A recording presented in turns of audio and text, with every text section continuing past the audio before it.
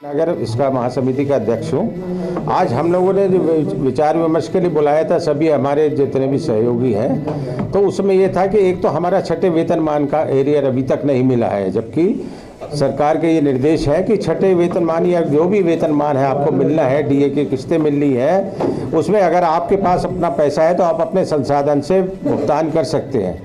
लेकिन उसके बाद भी सरकार ने इतना ज़्यादा परेशान किया हुआ है कि वो हमारे पास भरपूर पैसा है, सब कुछ है, दूसरों को पैसा सरकार दे रही है, हमारे पैसे से दूसरी जगह सहयोग कर रही है, उसके बाद भी हमको नहीं दे रही है। और अगर कोई बात आती है तो पहले बोर्ड मीटिंग में कराओ, फिर हाई पावर कमेटी में जाएगी, फिर उसके फूड सेक्रेटरी के पास जाएगी, फलाने के पास जाएगी।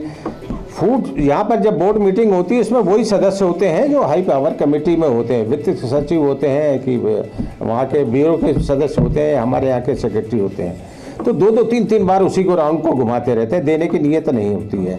जब तक अपना अगर पैसा होगा किसी आईएएस अफसर का, आईपीएस का, किसी का भी, तो तुरंत 5 मिनट में चेक लाइए, 5 मिनट में भी इस तरीके की बातें करते हैं। तो एक तो हमारी ये थी कि छठे वेतनमान का हमारा एरियर हमको मिलना चाहिए। हमने काम किया है, हम लोग रिटायर भी हो गए, हमको चौथे वेतनमान में रिटायर कर दिया गया, 5वां छठा सब लग गया था। एज बाद में बढ़ी, इन्होंने एज में किया, अब 60 साल एज हो गई है, लोगों का पैसा 60 साल का जमा हो गया। ईपीएफओ परेशान कर रहा है, 2 साल का पैसा ज़्यादा जमा हो गया, वो नहीं दे रहा, उसके लिए हम लड़ाई लड़ रहे हैं। 7वें वेतनमान का हमको मिलना चाहिए, जबकि हम देने के लिए सक्षम है। 7वें वेतनमान का हमको नहीं मिल रहा है। 5वें का भी हमको जो दिया गया तो आधा पौना दिया गया, 1/3 दिया गया पैसा। तो एक तो ये था हमारी यहाँ की जो समस्याएं हैं। दूसरा, पेंशन की हमारी समस्या चल रही है, पेंशन हम लोगों को नहीं दी जा रही है। पेंशन की ये पूरे इंडिया की समस्या है। उन्होंने जो 2004 के बाद से समाप्त की नई पेंशन स्कीम लागू कर दी। नई पेंशन स्कीम में हम लोगों को जो 2004 के बाद से अपॉइंट हुए हैं उनकी स्कीम अलग है, वो मार्केट में पैसा लगाते हैं। हमारी जो स्कीम है उसमें हमारे यहाँ उन्होंने जो फार्मूला बना रखा 95 से वो स्कीम लागू हुई थी, उसमें बहुत कम पैसा मिलता है। 300 रुपये से लेकर 3000 रुपये तक की पेंशन मिल रही है इस समय, उसमें किसी का गुजारा होने वाला नहीं है। जबकि उधर ही दूसरी तरफ जो हमारे सांसद हैं, विधायक हैं, ये 3-3, 4-4, 5-5 पेंशन ले रहे हैं, जबकि वो कोई काम नहीं करते हैं, कोई उनकी तनख्वाह से कोई पैसा नहीं करता, कोई इनकम टैक्स नहीं देते, जबकि हम लोग बराबर उसमें कंट्रीब्यूशन दे रहे हैं। हमारे यहाँ से 10% कंट्रीब्यूशन हमारा, उसका जो सैलरी फिक्स की हुई है उन्होंने, एक्चुअल सैलरी पे नहीं देते। अब 15,000 रुपये का समय दिया हुआ, इससे पहले 6.5 थी, उससे पहले 5,000 रुपये थी, उस पर 10%, आपकी तनख्वाह 50,000 हो भले, तो वो पैसा हम लोग को, वो भी उसमें से भी पेंशन नहीं मिल रही है। आज पेंशन पता चला कि हम यहाँ पे जब थे तो पूरे उत्तर प्रदेश के अधिकारी थे, यहाँ पे फाइनेंस का मैं सबसे सीनियर मोस्ट अधिकारी था। तनख्वाह मेरी मिल रही है, मैं बता भी नहीं पाता बच्चों को, 2,000 भी नहीं मिल रही है। तो ऐसी सभी लोगों की हालात है, सब जगह ऐसी हालात है। तो 300 से 3,000 के बीच में तनख्वाह मिल रही है। वहाँ पे पता चला कि पुलिस वाले के जो कुत्ते हैं उनको पालते हैं, 3,000 रुपये का उनका भत्ता है, पेंशन नहीं मिल रही। तो हम उससे भी गए गुजरे हैं बिल्कुल। तो हमारा कहना यही है कि हमें जो पेंशन है, हमने अपनी डिमांड रखी हुई है कि कम से कम 7,500 रुपये प्लस डीए, उस पर महंगाई भत्ता, प्लस हमको जो एक मेडिकल का लाभ नहीं मिल रहा है, मेडिकल की सुविधा, जबकि सारे लोगों को बांट रहे हैं। पेंशन में भी ठेले वाले और खोमचे वालों को कहते हैं 100 रुपये महीना दीजिए, आपको 3,000 रुपये पेंशन मिलेगी। उनको मिल रही, हम लोगों को नहीं मिल रही। हमने पैसा दिया है, जबकि इतना हमारा पैसा और ईपीएफओ के जमा भी, हम कहते नहीं हमारा पैसा वापस कर दीजिए भाई, आपको फ्री में तो मांग नहीं रहे, कोई भीख नहीं मांग रहे हैं किसी से। तो ये हमारी सबसे बड़ी डिमांड थी, पैसा हमको मिलना चाहिए, हमारी पेंशन मिलनी चाहिए, हमको मेडिकल की सुविधा मिलनी चाहिए। आप सबको दुनिया भर को दे रहे हैं, वो आयुष्मान कार्ड बांट रहे हैं, हमको आयुष्मान कार्ड की भी सुविधा नहीं है। कोई मतलब कोई सुनने वाला ही नहीं है। अब जाकर के जब थोड़ा सा हो हल्ला मचा है तो तब हम लोगों ने दिल्ली में भी अगस्त में किया था बहुत बड़ा सम्मेलन, तो तब उनके भूपेंद्र यादव जी जो थे सेंट्रल गवर्नमेंट के लेबर मिनिस्टर, उन्होंने बुलवाया था कि नहीं आपकी कार्रवाई हो रही, हम आप काम कर रहे हैं, लेकिन अभी तक कुछ हुआ नहीं है। तो अब हम लोगों ने उनको 15 दिन का एक अल्टीमेटम दिया है लिख करके कि या तो हमारा इसमें काम कर दीजिए, वरना एक हम बहुत बड़ा आंदोलन दिल्ली में और हर स्टेट में करने जा रहे हैं। यहाँ लखनऊ में भी हम लोग करेंगे। 2018 से मुकदमा लड़ रहे हैं, सुप्रीम कोर्ट में मुकदमा है।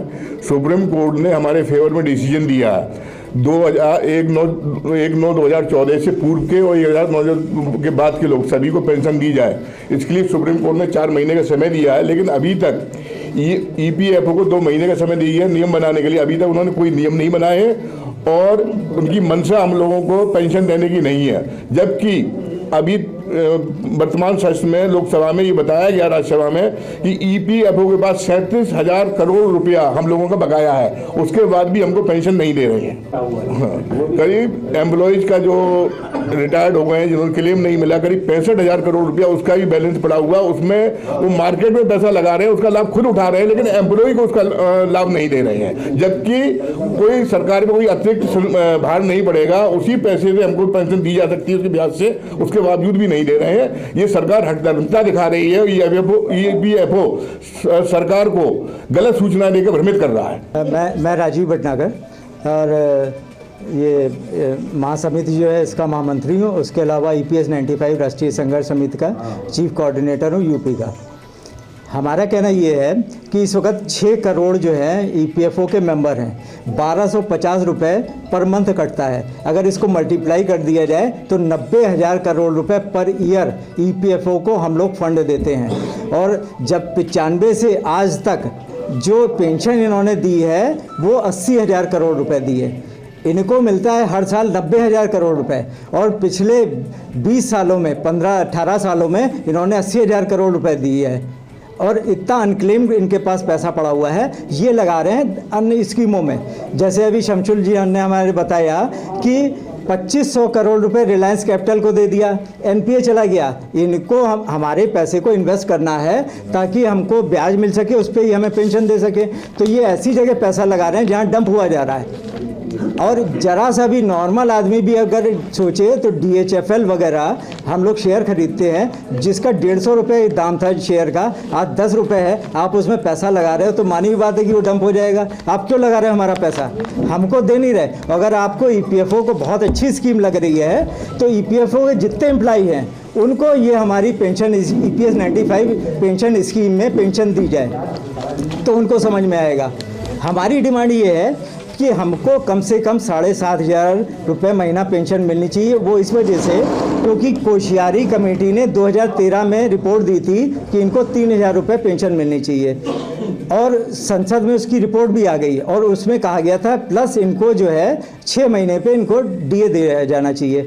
तो जो 2013 में उन्होंने 3,000 की रिकमेंड करी थी, अगर उसको मल्टीप्लाई करते हुए आए रेशियो में तो आज वो होती है 7,500 रुपये पर मंथ। वही हमारी डिमांड है, जो वहाँ पे रखी गई है रिपोर्ट, वही तो हम मांग रहे हैं कि 7,500 रुपये हमको महीना दिया जाए और DA दिया जाए। ये थोड़ी ना कि एक जो फिक्स हो गई वो। और उसके अलावा मेडिकल फैसिलिटी दी जाए, मेडिकल फैसिलिटी पति पत्नी को दी जाए, वो अपना इलाज करा सकें, क्योंकि इतनी उसमें कोई अपना इलाज नहीं करा सकता। ये हम लोग की मुख्य डिमांड है यहाँ की नेशनल लेवल पे। और स्टेट वाली हमारे नागर साहब ने, अध्यक्ष जी ने बताया ही कि छठे वेतनमान का एरियर नहीं दे रहे, हमारी महंगाई भत्ते की जो किस्तें लग रही हैं उसका भुगतान नहीं कर रहे, तो ये सब, और 7वें वेतनमान हम लोगों को लगाया नहीं गया है। तो सब हम लोग सब निगम कर्मी परेशान हैं कि हम लोगों को हमारे ही पैसा नहीं दिया जा रहा है। हम सरकार से कुछ नहीं मांग रहे हैं, तो हमारा ये अनुरोध है कि हमारा पैसा हमें जल्दी से जल्दी दिया जाए। और क्योंकि जो 60 साल में रिटायर हो चुका है उसकी ज़्यादा एज बचती नहीं, तो जल्दी से जल्दी हम लोगों के सारे भुगतान किए जाएं। हमारे हज़ारों रुपए पड़े हुए हैं इन लोगों के पास में, उसका भुगतान करें, ये हमारी मेन डिमांड है। तो कितना समय आप लोग देना चाहते हैं? हम लोगों ने अभी फ़िलहाल जो है हमारी ये प्लानिंग चल रही है स्टेट लेवल पे, उस पर हम लोग अभी तय करेंगे कि उसके बाद सारे निगम कर्मचारी महासंघ के साथ मिलके हम लोग एक बड़ा आंदोलन यहाँ पे स्टेट में करेंगे, स्टेट लेवल पे। और दूसरा जो सेंट्रल लेवल पे हमारी जो पेंशन की डिमांड है उसके लिए हम लोगों ने 15 दिन का टाइम दे रखा है कि 15 दिन बाद जो है हमारे अगर मांगे पूरी नहीं की गई तो 15 दिन बाद रास्ता रोको या रेल रोको अभियान देश भर में चालू किया जाएगा, और उसका जो फल होगा वो हम लोग भोगेंगे, देखेंगे। जो भारत की रीढ़ रज्जु माने जाते हैं सांसद और विधायक, अगर कायदे से देखा जाए तो खर्चे के नाम पे इनका ढेला खर्च नहीं होता है। वहाँ दिल्ली से या जहाँ से भी फ्लाइट करेंगे 24 घंटे पहले इनका प्रोटोकॉल आ जाता है कलेक्टर के पास में, और वो सारी फैसिलिटी सारी सुविधाएं जुटा करके और मतलब बुक करा देता है गेस्ट हाउस। इनका एक नया पैसा खर्च नहीं होता, और इसके बावजूद ये मनमाने तौर पे जब पेंशन इनको बढ़ाना होता है बढ़ा लेते हैं अपनी। हम लोगों की पेंशन का ये हाल है कि मतलब हम लोगों ने इतनी विषम परिस्थितियों में अपनी सेवा काल में सेवाएं दी हैं, इतनी विषम परिस्थितियों में, जब जहां कर्फ्यू लगता था, जब जहां बाढ़ आती थी तो कौन ढूंढा जाता था? एसएफसी स्टाफ ढूंढा जाता था। कंट्रोल रूम वहाँ है, रात के 12 बजे 2 बजे तक हम लोग मतलब कंटिन्यू सेवाएं देते थे। इसके बावजूद इतना शोषण हो रहा है और सबसे ज़्यादा शोषण जो कर रहा है ईपीएफओ कर रहा है, मनमर्जी कर रहा है। अब आप ये देखिए कि इन्होंने अपनी मर्जी से 2500 करोड़ रुपए रिलायंस में लगा दिया, 2500 करोड़ रुपए। अब आप ये सोचिए कि अगर हम लोग 1250 लास्ट में हम लोगों का पैसा गया, अगर वो हम लोगों का एवरेज आप 1000 रुपये भी मान लें, 1000 रुपये हम लोगों ने 30-32 साल तक आरडी के तौर पे जमा किया होता बैंक या पोस्ट ऑफिस में, तो क्या वो 20 लाख से कम होता? अब उनको वो मूलधन भी पिए पड़े बैठे हैं, हमको इंटरेस्ट भी नहीं दे रहे हैं और इस कदर रुला रहे हैं। बच्चों को क्या हम लोग गला दबा दें, फांसी लगा लें, क्या करें ये बताइए आप लोग।